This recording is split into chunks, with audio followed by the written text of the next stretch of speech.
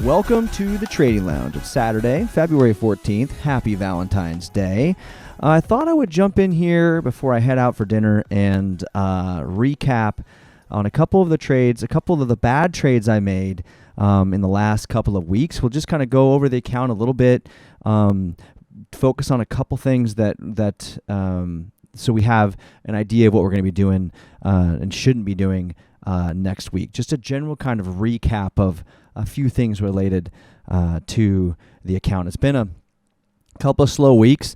If you're new here, I'm trying to take $1,000 to $100,000 as fast as possible via day trading as a fairly new day trader. And, we've had some ups and downs. We started with $1,000. This was 34 trade days ago. We started with $1,000.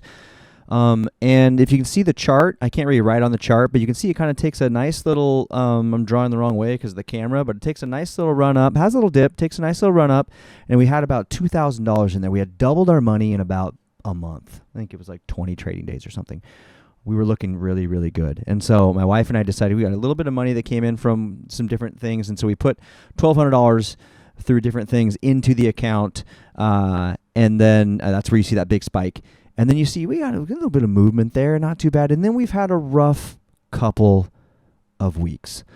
So we put in $1,000, we added $1,200. We've currently made $1,285. We have 38 trades, and we have a win rate of 80%. That win rate before leading into February was closer to 90%, and I expected not to have a 90% win rate forever, but I did not expect for it to go down in the way that it has. And as I look back on some of these mistakes that I've made, really, and bad decisions I've made, I've been able to kind of identify like what's causing that, and I'd love to be above 70%. That's kind of my goal, but I don't want it to be reduced, and I don't want to lose money, which I did because of these mistakes like this. And so we're gonna get right into it. This is the month of February in my my Webull account. For those, I was using Thinkorswim first. I had a few issues with it. Moved to Webull. I have liked Webull. There have been a few issues with Webull, but I'm going to stay with it for now, at least until the PD2 rule changes and we get to an amount that allows me to transfer it over to something like Lightspeed, or I don't know. Maybe play with Dash Trader a little bit. They have a free trial. We'll see. But right now we have Webull. I'll just real quick go into my my setup so you guys can see what Webull looks like. I've got a two stock setup here. So basically there's one stock that focuses here, another stock that focuses right here. And I won't go over the entire chart system, but and then we also have a daily chart hidden behind here. So this is a 5-minute chart, 10-second chart, 1-minute chart, and then if you click up here, there's a daily chart as well that pops up, so you can see different things like earnings and things of that nature. So this is my general setup. I have really enjoyed this setup. I don't find it difficult, but it's been nice. And then let's switch over to no, that's nice that did that. That's fine. Let's change that real fast. Let's get rid of that and get rid of that. And back to the account. We'll go up here and you guys will see. So in the month of February here, we've had 3 red days, and these 3 red days have been massive. We had a basically $160 red day here, a $434 red day here, and a $51 red day here, which could have been worse actually. And we're going to go over these 3 losses are really because I stepped outside of kind of my rule set. So we're following a program, a process by Ross Cameron over at Warrior Trading. And that's kind of how I started this account, where we're looking for stocks that are low float, anything under 20 million, but I'm trying to focus on anything under 10 million. Float is the supply of stocks that are available to be traded on the marketplace, and so that creates that's the supply, and then we're looking for anything that has decent volume. It's called relative volume, but just a lot of volume. That's the and some breaking news. That's the demand, and I'm looking for some things that are priced between $2 and like $10. And honestly, with an account around 2K, 3K, 4K, I really should be staying under like $5 and just kind of waiting for that to happen. Because if you get into something that's like in the teens, if you can really risk blowing up an account fast if it drops really fast and you're in a lot of shares or whatever. And there's really, and I'm kind of all in, all out on the account. I've changed that up a little bit just because I've been a little timid, but typically with this account size, I've been just putting all my money in and taking all my money out for like a 10-cent base hit, and we just call it a day. So those are kind of the rules I'm using for the challenge, and the problem with these. Let's go to the first stock on the 5th. Right here, we'll pull up the chart. So I just put these. This was the first one. This is the second one and the third one. And so Teed, which was this one here, where we lost $158. This was a penny stock. So I bought in here. You can see in the morning it was kind of rising up quite a bit right here, right up in here. And I bought at. I just was like feeling a little FOMO and decided I was going to get into a penny stock, and for no real good reason. And I went all in. It was 77 cents right here, and then it went up to 78, and then it just like slowly started to drain down over time. And I sold it for 72 cents. Now, 5 cents on a penny stock was a horrible risk-reward ratio for me. It should have been, and I actually wrote this down on this pre-checklist I have. It should have only been a penny. Like, we should risk a penny for 2 pennies, or 2 pennies for 4 pennies. We should not be losing 5 cents on a penny stock. You know, the lower this, for me, it makes sense, like, to have, the lower it is, I don't know, it's like, I can't do 25 cents to make 50 cents on a penny stock. It just doesn't work that way. So I wasn't thinking about my exit when I entered this. First of all, I should have never been on a penny stock. And I believe, if you look up here, let's see if I click this. Yeah, it was a 42 million float. Like, not only was it a penny stock, it wasn't even the float target that I like. Now, it says it's shortable right here, and now I don't know how often this changes, so I can't remember what it was when I like things that are hard to borrow, but I don't know if it was hard to borrow at the time I did it. I can't remember, but so we got a penny stock here. It's under $1, and we're trying to stay within anything between $2 and $5 or $2 and $10, and it's got high float. I should have never been in on this stock in the first place. So it's like staying within the guardrails. And so next week, we're really going to try to make sure to not enter in on a penny stock, and probably honestly not anything sub $2. And that's just kind of how it worked. It's unfortunate, but that's how it went down. And so let's go back to this thing here. So then this one here, this big loss day of $435. This was a penny stock kind of caused the initial issue with this, as well. The penny stock was called KIDZ, Kids. I don't have it pulled up in here.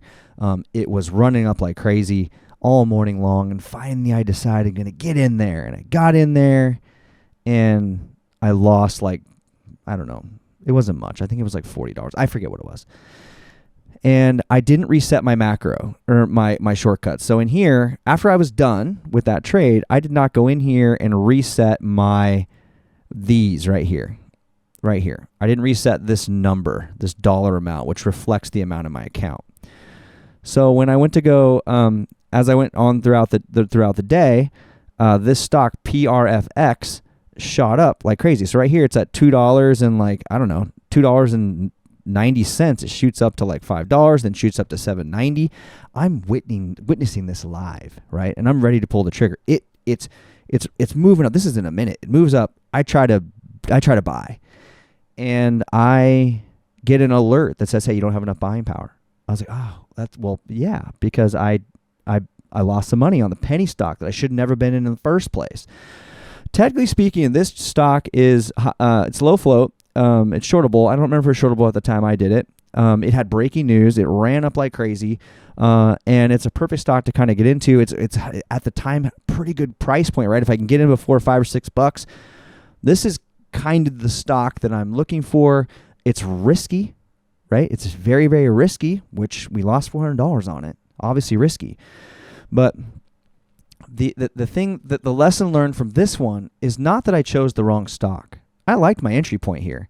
I tried to get in halfway up this green candle. I forget the time, got the alert, made the swap, and then I re-entered later on a little pullback, and I was trying to get in for, I got in at 567. I was trying to get in for the break of, the top of this candle. So I was trying to see this candle open and then, rise above this, or I think there was a pullback, and I was trying to go for a break of $6. We're not really talking about strategy here because it doesn't really make sense in this kind of scenario.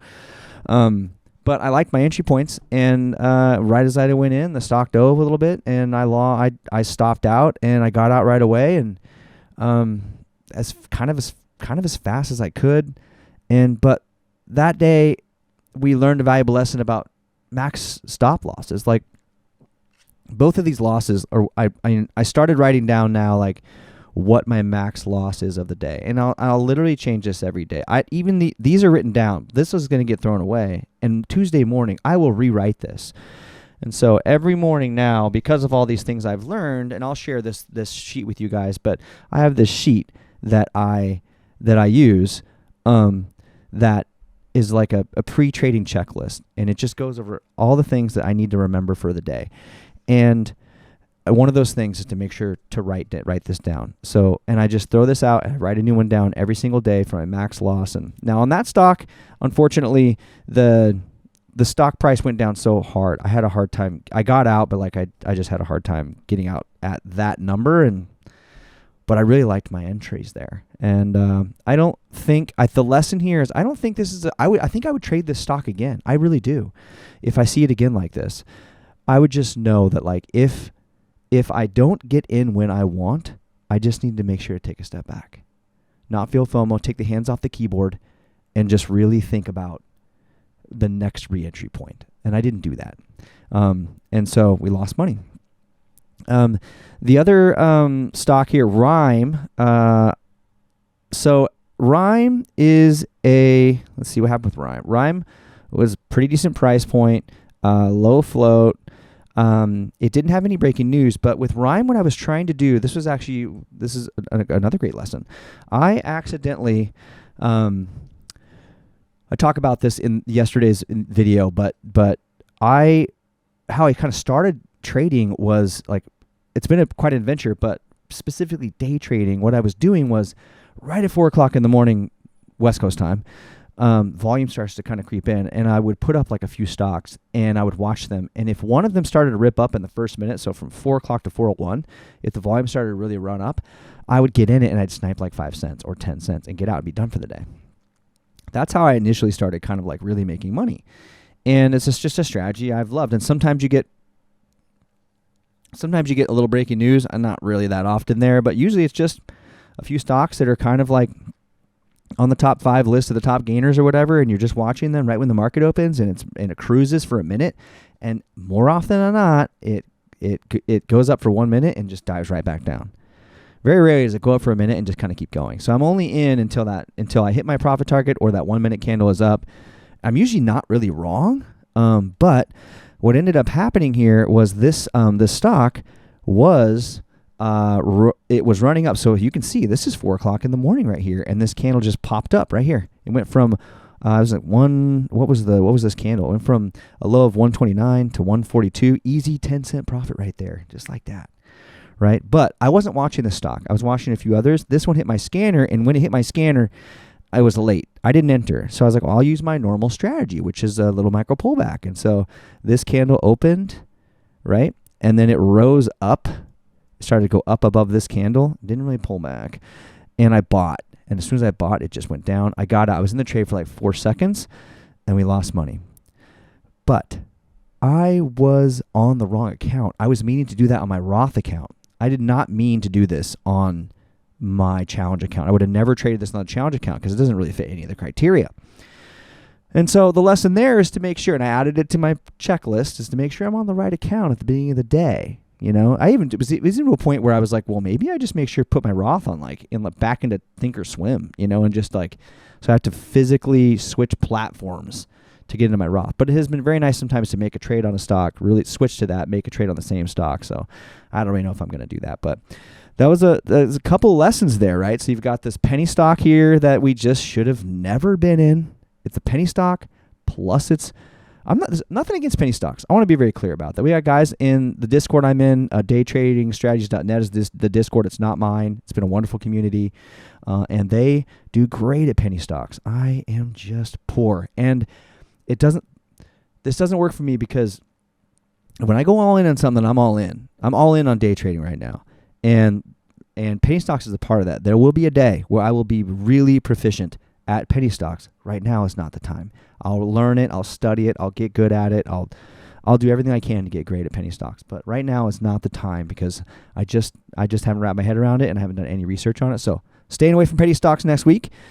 And this lesson here is if we, if we learn or if we enter into a stock and we don't get in right away for whatever reason, just take a breather, take a step back, and we'll re-enter on another re-entry point when we're ready, right? And then this one here, Rhyme, wasn't a penny stock. This one here is just like, hey, just make sure you're on the right account. I mean, that was that. I mean, I didn't like that I lost money here, but on my Roth account, I'm like, it's $40 or $60. It wasn't, it's not a huge deal, and like, no big deal. We'll come back to live another day. And so just a couple things that we're focused on for next week. No penny stocks. If we don't get our entry, let's just pause, breathe, no big deal. Preserving your capital is a win, so just got to remember that. And then gonna make sure we're on the right account. Those are kind of those are my losses. And honestly, a couple of them were big losses because of those poor decisions, really, and being unable to recover on that one entry on that big loss. Just real quick, I'll talk to you guys and make this one part quick. We'll talk about the scanners that we've been using that we have found to be successful. This is a Warrior Trader scanner. It's not free. You can sign up for a 2-week free trial. I have loved this scanner so far. It's been one of my favorite scanners, and I use it every single day. I've used it every day on this challenge. Well, not every day, actually. I think originally I was using a free one, which I have up as well, which is this Zendoo scanner, Zendoo, and I actually really love this scanner.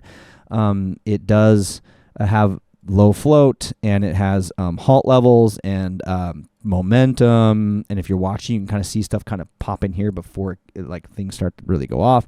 A little news, and then you got some top gappers with volume. And you learn this over time, but basically when one of these rows is completely green, it means like you should probably have your eyes on that stock.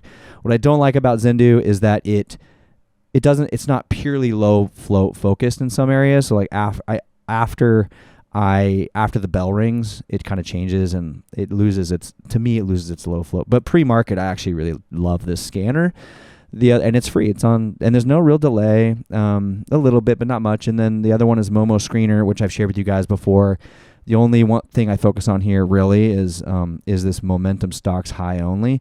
This is really good. This is free, you guys, and it is a really good free scanner. I don't pay attention to any of the other windows. I just shrink this down to where it only shows this window, and I ran it side by side with Warrior Trader, and it's really, really, really good. But Warrior Trader is for me, it just works, and I love it. And those are how I'm finding these stocks. And so, yeah, those are the scanners I've used, and Webull's the platform that I use. Those were the reasons that I decided those are the reasons why I had those red days. And where is it at? There it is. Sorry. And, going into next week, we got a couple things to work on, a couple things to shore up. We're really thinking about, this is something I want to do long term for my family. I want this to be my primary source of income. I'm kind of running it like a business. And we're getting ready to put a little bit more cash in this account, and that'll probably be the last bit of cash for quite some time as we try to focus on getting this account going. One more quick little thing is that we'll be playing around next week with this, because as the account gets a little bit bigger, I don't know. Right now we're at $3,400. I think it's been close to like $4,000. And there are some, I don't really know I didn't show this for you guys, but what was this right here? So these buttons right here, right in the Turbo Trader, I have this one set to a quantity, so it'll be set to Tuesday morning, be set to the full amount. And then here I can do a percentage of my buying power, which was a recommendation of someone here on YouTube. And I actually really did enjoy using percentage. Like I said, at 25%, and I could trade like 4 times, and it allowed me to like test, getting in and getting out of a stock, getting in and getting out of a stock, and getting in and getting out of a stock. And I actually really enjoyed it. And I think there's going to be a point where I'm going to want to do that until I can start using, until there's enough money in the account where I can start just using sheer share count, share volume. So I'd love to be able to just do 1,000 shares when I want. 1,000 shares would be like my baseline. That'd be like my entry point into every stock, because I just want to be 1,000 shares in. But we got to have quite a bit of money to be able to have 1,000 shares be the game. And maybe that means I start at 500 when that becomes a number, it's pretty easy math. If you have $10,000 in your account, and it's a $10 stock, you can do 1,000 shares. But anything lower than that, then you have to if I'm using a percentage of count or maximum account dollar amount, then I don't want to be buying. I don't want to be buying like 20,000 or 10,000 shares of a stock in one go. At least in one hit. I don't even think I'd be able to get it filled. So that's something I got to kind of think about and moving forward. And I think we're on the right path. Thank you guys for sticking around. I know some of these videos have gotten a little long.